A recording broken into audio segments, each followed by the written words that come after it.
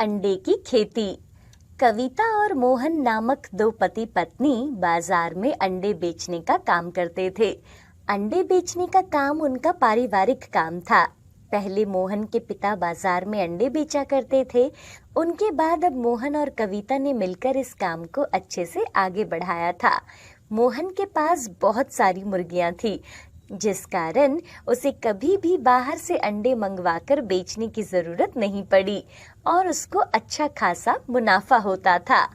मोहन और कविता मुर्गियों का बहुत अच्छे से ख्याल रखते थे और दोनों मिलजुल कर अंडे की दुकान चलाते थे।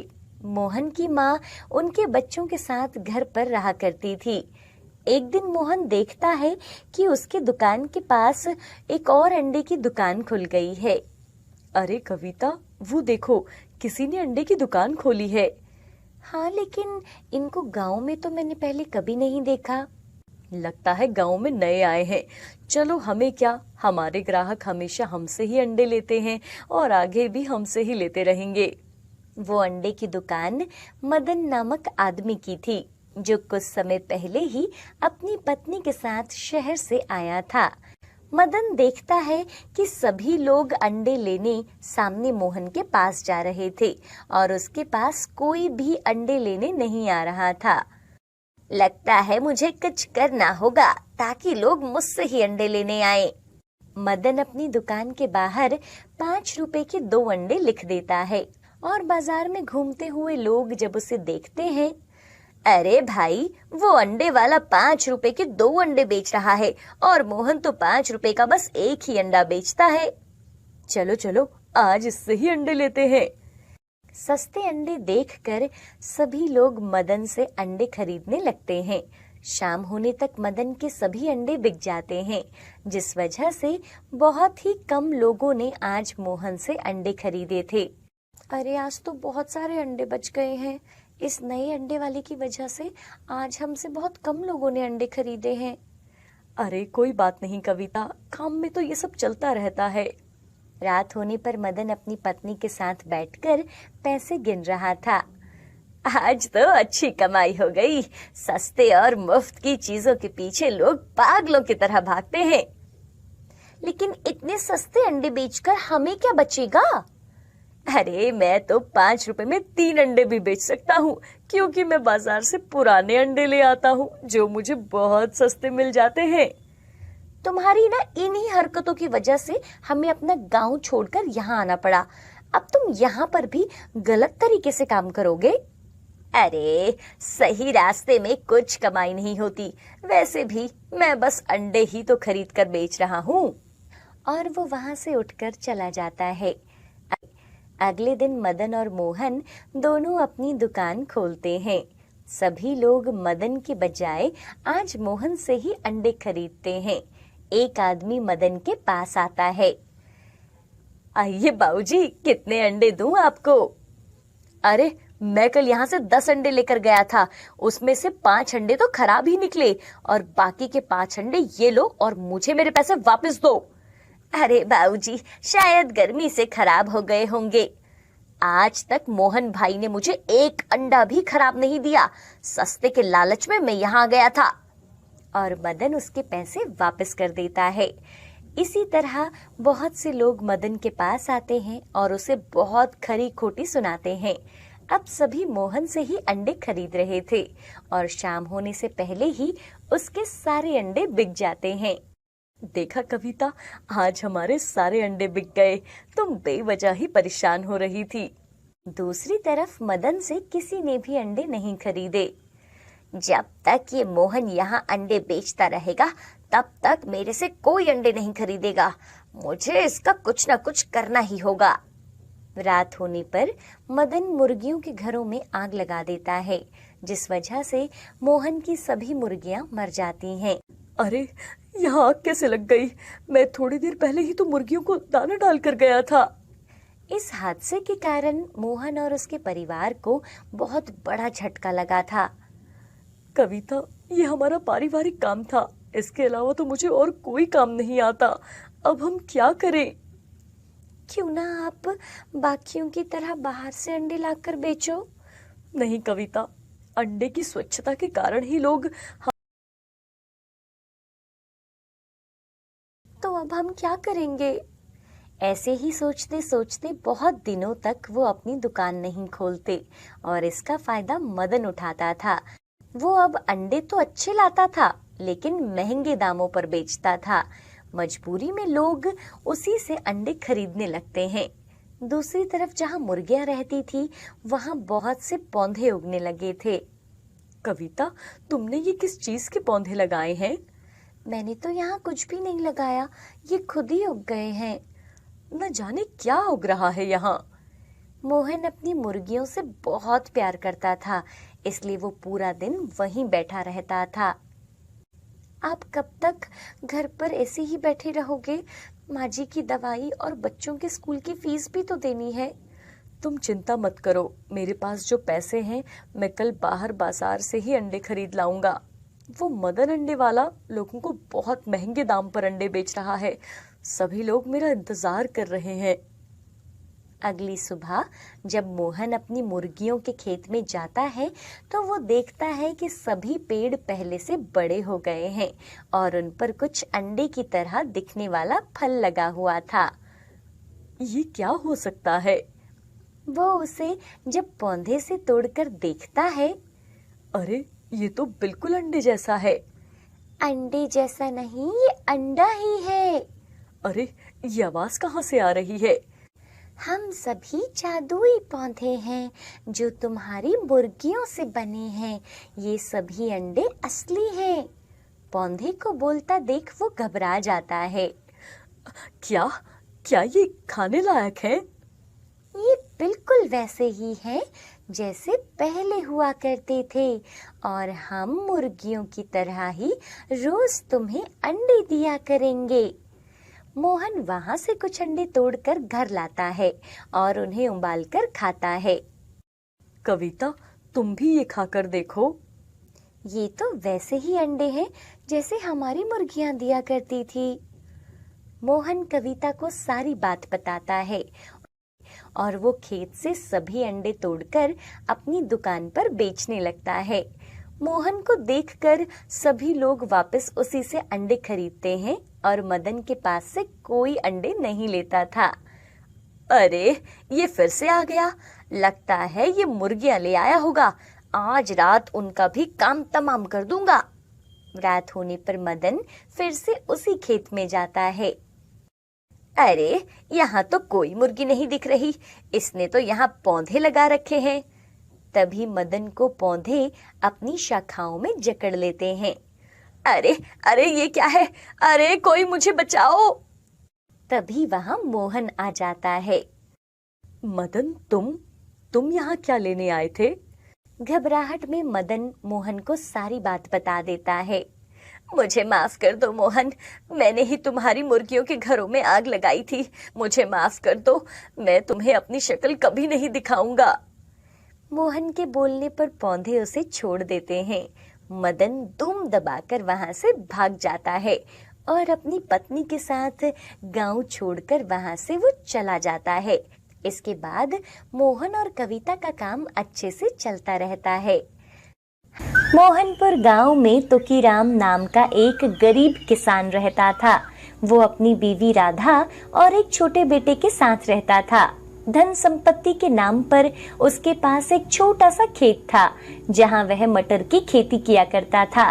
तुकीराम हर सुबह हल लेकर खेत की तरफ निकल जाता था। खेती से जो कुछ भी फसल होती थी, उसे वह शाम में बेचकर जैसे तैसे अपना गुजारा करता था। दूसरी तरफ तुकीराम के घर के बगल में कालूराम का घर था। वह एक चरवाहा था। कालूराम के पास 2 बकरियां थी, जिससे वह कमाई करता था। कालूराम बड़ा धूर्त और आलसी आदमी था। अपनी आलस की वजह से कालूराम ने अपने खेत को बर्बाद कर दिया था, इसलिए वह तुकीराम की मेहनत से जलता था। तुकीराम के खेत में उगी फसल को देखकर कालूराम को खूब जलन होती थी, इसलिए धूर्त कालूराम हर रात में चुपके से अपनी दोनों बकरियों को उसके खेत में छोड़ आता था। रात भर में बकरियां मटर की फसल को खाकर खराब कर देती थीं। अगली सुबह जब तुकीराम उठकर खेत जाता, तो कुछ ही फसल सही सलामत रहती थी। हे भगवान, हे मोरी फूटी किस्मत, मेरी फसल कौन बर्बाद कर रहा है। तुकीराम बची कुची फसल को ही बाजार लेकर जाता था और उसे बेच देता था। उसके बदले में उसे बहुत कम पैसे मिलते थे। दूसरी तरफ कालू राम को ये सब देखकर बहुत खुशी होती थी। वो हर रात अपनी बकरियों के लिए चारे का इंतजाम तुकीराम के खेत से ही कर दिया करता था। उस तुकीराम के बच्चे को कभी भी पता नहीं चलेगा कि उसके मटर कौन खा जाता है। दिन ऐसे ही बीतते जाते हैं। फसल कम होने के कारण तुकीराम की गरीबी बढ़ती जाती है। एक दिन तुकीराम के घर में बस एक दिन का ही राशन बचा है। अगर कल सुबह अच्छी कमाई नहीं हुई तो खाने के भी लाले पड़ जाएंगे। राधा, भगवान जाने हमारे खेत पर किसकी बुरी नजर है। अभी जो कुछ भी है उसे पका लो, कल से मैं कुछ देखता हूँ। इतना सुनकर राधा घर में बचे कुचे राशन से खाना बना देती है। जैसे ही वे सब खाने के लिए बैठते हैं कि तभी उसके दरवाजे पर खटखटाने की आवाज आती है। तुकीराम उठकर दरवाजे के पास जाता है तो वो देखता है धूल से सनी फटे चिटे कपड़े पहने हुए एक गरीब बुढ़िया वहाँ खड़ी थी। बेटा, एक गिलास पानी पिला दो, बहुत प्यास लगी है। तुकीराम उस बूढ़ी अम्मा की बात सुनकर घर के अंदर आ जाता है और पानी लेकर आता है। बूढ़ी अम्मा पानी पी लेती है।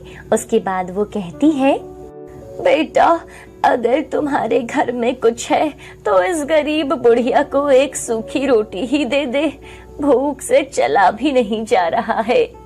ये सुनकर तुकीराम को उस बुढ़िया पर बहुत दया आती है। वो उस बुढ़िया को प्रेम से अपने घर के अंदर ले आता है और अपने लिए परोसी गई थाली उस बुढ़िया को दे देता है। बूढ़ी अम्मा प्यार से भरपेट खाना खाती है। खाना खाने के बाद बूढ़ी अम्मा बहुत खुश हो जाती है। वह तुकीराम और उसकी पत्नी को खूब आशीर्वाद देकर उस घर से चली जाती है। उधर तुकीराम और उसकी पत्नी भूखे ही रह जाते हैं। तुकीराम कहता है, राधा, जो कुछ भी बचा है मुन्ने को भरपेट खिला दो, मैं एक बार खेत देख कर आता हूँ। तुकीराम खेत में जाकर मटर की फसल को एक बार देख आता है। फसल बर्बाद होने के कारण खेत के थोड़े ही हिस्से पर फसल उगी रहती है। वह निराश होकर घर आता है और सो जाता है। अगली सुबह तुकीराम हर रोज की तरह खेत जाता है। जैसे ही वो वहां पहुंचता है कि खेत देखकर उसके होश उड़ जाते हैं। पूरे खेत में मटर की हरी भरी फसल लहराती रहती है। ये देखकर तुकीराम खुशी से उछल पड़ता है। वह खुशी के मारे नाचने लगता है। भगवान, ये तो चमत्कार ही हो गया। ऐसी फसल तो आज तक इस खेत में नहीं उगी। उस दिन वो सारे फसल की कटाई करके उसे बाजार में बेचकर अच्छी कमाई करता है और घर आ जाता है। दूसरी तरफ कालूराम को ये सब देखकर भरोसा नहीं होता। वह मन में सोचता है, अरे मैं तो बकरियां छोड़ आया था, फिर इस तुकीराम की फसल बच कैसे गई। कालूराम तुकीराम की खुशी देख देख कर परेशान होने लगता है। दूसरी तरफ तुकीराम का खेत हर सुबह अपने आप मटर की फसल से भर जाता है। वह हर रोज मटर बेचकर खूब कमाई करने लगता है। कालूराम हर रोज की तरह रात के अंधेरे में अपनी दोनों बकरियों को तुकीराम के खेत में छोड़ देता है। इसके बाद वह अपने खेत में टहलने लगता है। तभी अचानक से उस खेत के बीच से बहुत तेज रोशनी होती है। उस रोशनी को देखकर कालूराम डर जाता है और थोड़ा पीछे छिपकर देखने लगता है। वह रोशनी धीरे धीरे कम होती है और उस जगह एक सुंदर सी परी आ जाती है।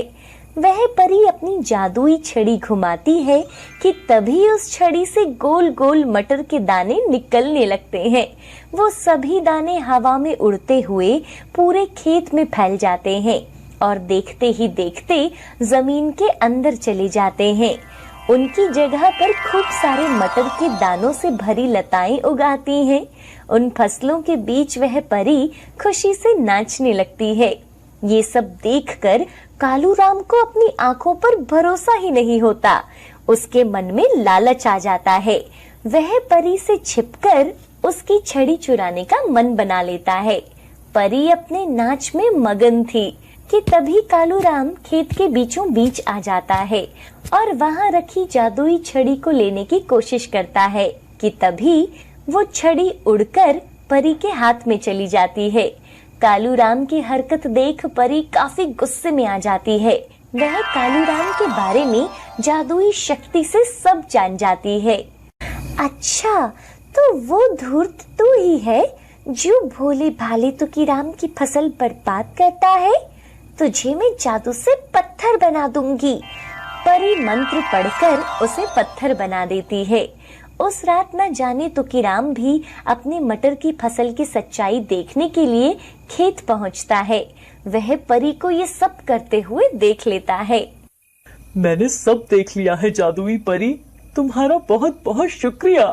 तुमने मुझ गरीब के सूने खेत को भरकर मेरे सारे संकट ही दूर कर दिए।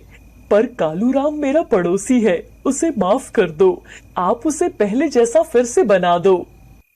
परी तुकीराम के भोलेपन से बहुत खुश हो जाती है। वह कालू राम को पहले जैसा बना देती है। कालू राम अपनी गलती पर पछतावा करते हुए दोनों से माफी मांगता है और अपनी बकरियों को लेकर वहां से चला जाता है। इधर परी अपनी बुढ़िया बनने वाली बात तुकीराम को बताती है और कहती है,